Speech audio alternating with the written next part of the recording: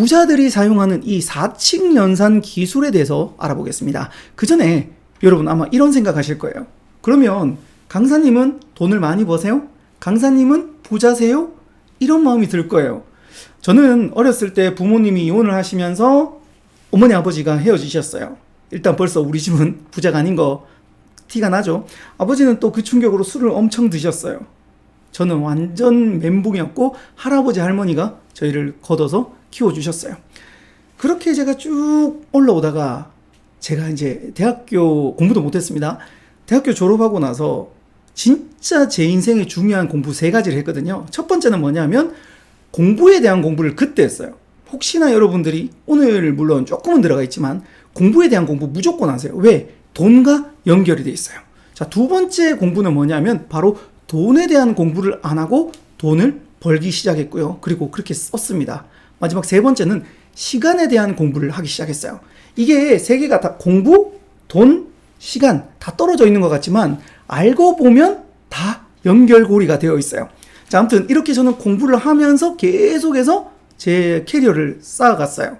그렇게 쌓다가 지금까지 12권의 책을 쓴 작가가 되었고요. 그리고 현재는 제 꿈이었던 전국구 강사가 되었습니다. 참고로 저는 대구에 있습니다. 대구에 있는데도 불구하고 전국을 다 다니면서 강의를 하고 있어요. 이 강의를 하다 보니 옛날에는 무료 강의, 즉 월에 50만 원도 못 벌던 사람이 지금은 월 1000만 원은 조금 넘길 때가 많고 조금 못 벌 때도 있어요. 하지만 이렇게 바뀌었습니다.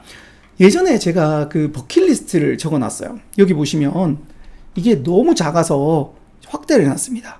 2012년 11월 1일 날 제가 어떻게 버킷리스트를 공개했냐면 그 중에 30번에 이렇게 있었습니다. 그때는 5만 원권도 없었어요. 강의 한 번 하고 100만 원을 받는 게 당시의 목표였어요. 정확하게는 2009년도에 제가 이렇게 적었습니다. 그런데 제가 중간에 2016년에 정확하게 이렇게 100만 원을 받는 강의를 1년에 한두 번 정도 했습니다. 한두 번 정도. 그러다가 시간이 지나면서는 이런 경우가 확실하게 많아졌어요. 자, 그러면 돈에 대해서 먼저 알아야 돼요. 돈의 흐름을 알아야 되고 그 돈의 흐름에 내가 타야 됩니다. 그리고 내가 어떻게 하면 방법을 알아내는지 그것까지 해야 되는데요. 흔히 말해서 여러분 물고기가 있는데 물에 대해서 공부할까요? 안 할까요? 이게 안 느껴져요. 공기처럼. 그래서 물에 대해서 공부를 안 하고 살죠. 자본주의도 마찬가지입니다. 우리는 어렸을 때부터 지금까지 경제에 대해서 물 안에 있었어요. 그래서 자본에 대한 공부를 안 하기 때문에 이게 느껴지지 않아요.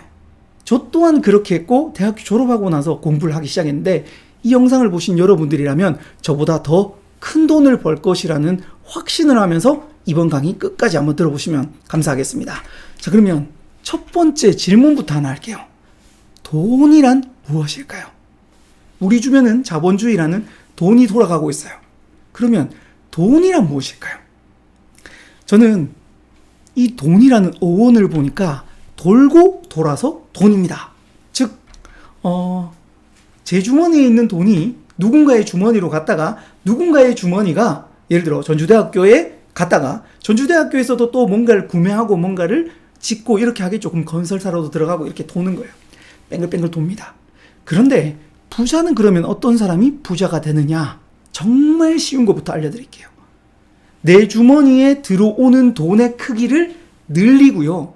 내 주머니에서 나가는 돈의 양을 줄이는 사람이 부자가 될 확률이 정말 높습니다. 이게 바로 포인트예요.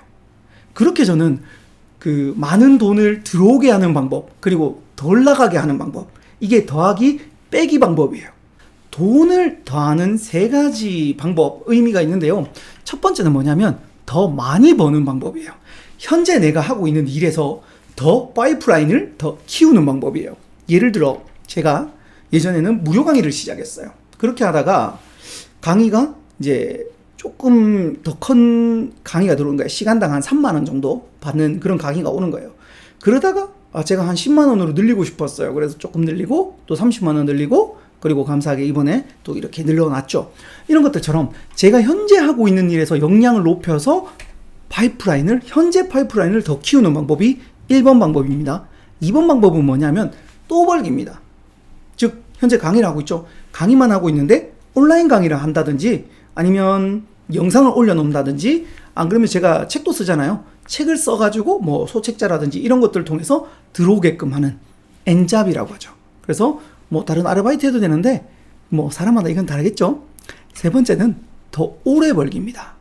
아무래도 공무원이 인기가 있는 이유가 뭐냐면 안정성이 크죠. 그리고 더 오래 봅니다. 일반적인 그 월급을 받는 직장에 다니는 사람은 물론 정년이 어느 정도 보장이 돼 있지만 그래도 그 우리가 공무원이라든지 안정성에서는 조금 떨어지죠. 그래서 오랫동안 일하는 게 좋습니다.